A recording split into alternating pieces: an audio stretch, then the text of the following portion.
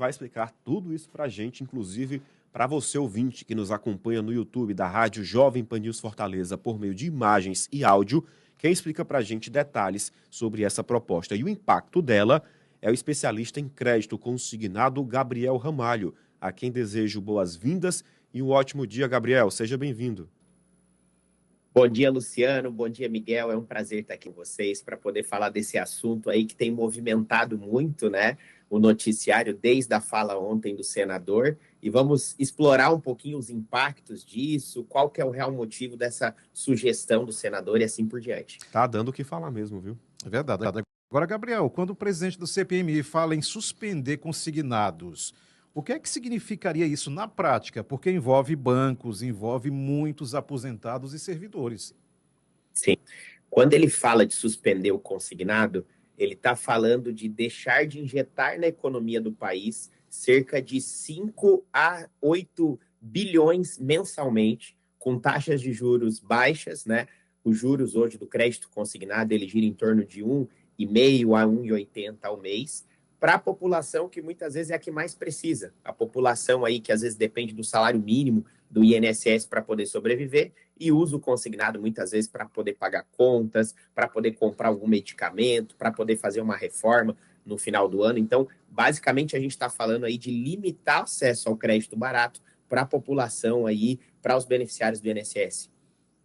Agora, Gabriel, por que essa proposta seria difícil de ser colocada em prática pelo governo? Afinal, são muitos bancos, são muitas financeiras.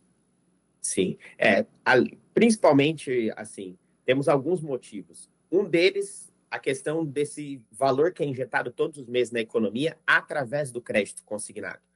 Além disso, quando a gente fala de suspender o crédito consignado, a gente sabe que todas as instituições financeiras, elas fazem uma programação de descontos dos empréstimos que já foram liberados para os beneficiários, né?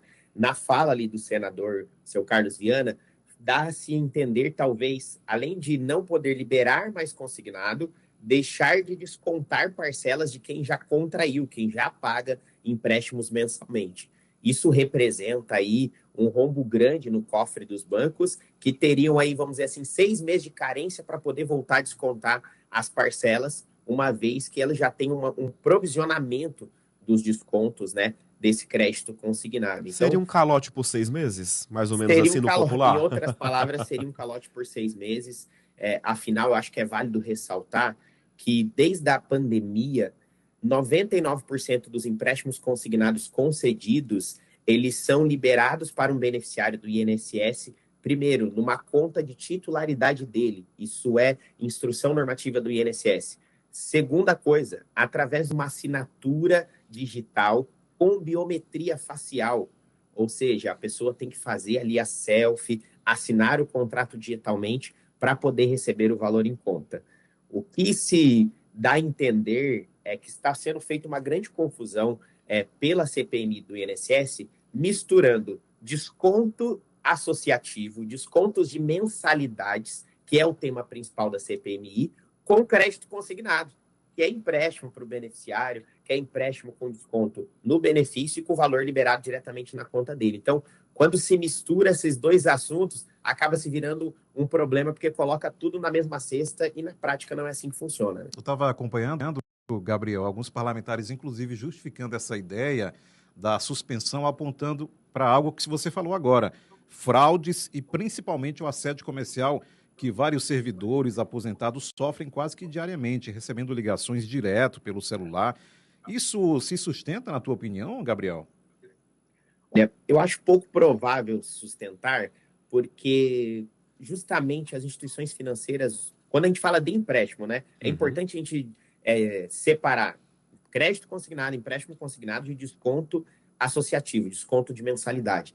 As instituições financeiras, elas têm o dossiê da contratação do crédito do cliente, né? A foto, a assinatura digital, o comprovante do pagamento na conta do cliente, o desconto das parcelas diretamente no benefício do cliente. Então, eu particularmente acredito que isso não se sustenta. E uma fala até que me chamou a atenção do senador é quando ele fala assim, olha, nós identificamos alguns empréstimos consignados com taxa de juros de 18% ao mês. E aí fica muito claro, a gente que é do mercado financeiro já há bastante tempo, a confusão de informações. Por quê? O crédito consignado, por instrução normativa do próprio INSS, a taxa teto hoje de juros de um empréstimo é de 1,80 ao mês. Não é possível, o banco não tem sequer opção de descontar 18% de juros ao mês. Se dá a entender ali a confusão de misturar o empréstimo consignado com o crédito pessoal, os chamados débitos em conta, né? Que é uma outra linha de crédito, onde a parcela é descontada diretamente na conta corrente da pessoa, que contempla tanto beneficiários do INSS, como funcionários de empresas privadas, enfim, todos os públicos, e que não é consignado. E por isso tem taxas de juros aí, a gente fala aí de 5, 6, até 18, 20% ao mês. Então, dá-se entender que está havendo uma grande confusão, muitas vezes por falta de conhecimento técnico mesmo, por falta de trazer um tema como esse a debate para se entender o que é uma coisa, o que é outra. Muitas vezes existem algumas instituições financeiras que trabalham com as duas linhas de crédito, tanto com o consignado como com o crédito pessoal. E aí pode ser por isso até a falta aí de entendimento técnico da CPMI em relação ao, de fato, o que é crédito consignado e o que é crédito pessoal. Isso acaba provocando a confusão mesmo, viu? Eu concordo com você, essa questão do desconto do crédito, né, consignado e do desconto associativo. Agora, na sua opinião, quais seriam as medidas mais eficientes, né, do que a suspensão total para proteger os consumidores? Muito bacana. Eu acredito assim, a primeira coisa é, de fato, analisar quando um cliente faz uma reclamação ao INSS, que ele desconhece o empréstimo, qual é a documentação que o banco tem, quais são os valores que foram liberados na conta do cliente de fato.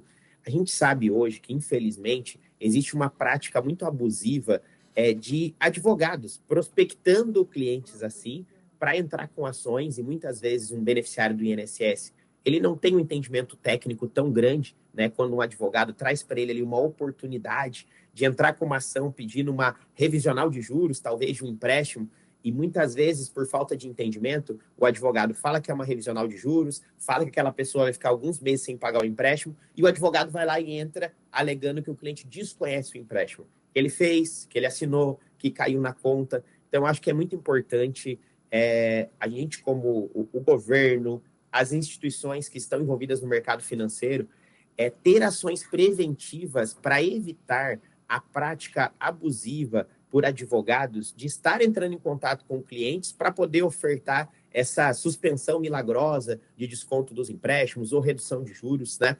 Eu tive em Brasília esse ano ainda, num evento dentro do Banco Central, um seminário de crédito consignado, e várias pessoas do Banco Central falaram muito da importância de diminuir essa advocacia predatória em cima de beneficiários do INSS, que por falta de entendimento muitas vezes acaba entrando com o processo e na grande maioria das vezes perdendo, porque a instituição financeira tem toda a documentação. A pessoa acha que ela vai se aproveitar ali de uma fala sensacionalista de um advogado e depois ela acaba tendo problema. Então, acho que começa por aí, a gente começar a conscientizar a população, o beneficiário, que se ele fez um empréstimo, ele tem que pagar um empréstimo.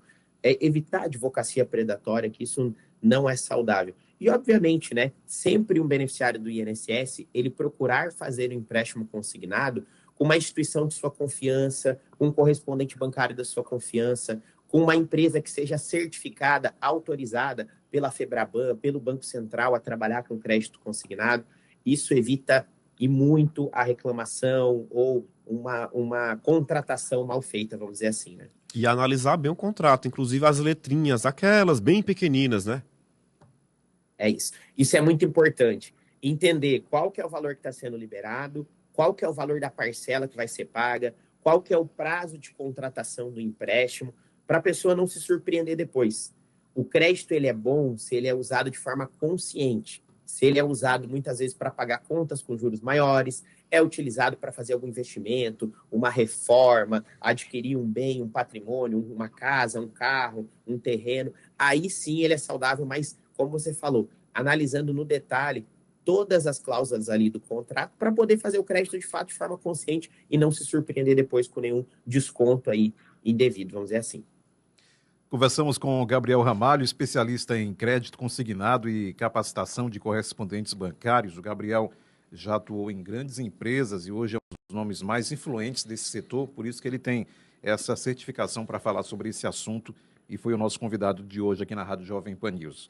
Gabriel Ramalho, muito obrigado pela gentileza de tirar um pouco do seu tempo aí para esclarecer esse assunto e vamos voltar a falar com o decorrer da CPMI em Brasília para nós acompanharmos e ver o resultado final de onde vai dar essa história, não é isso? Obrigado, Gabriel.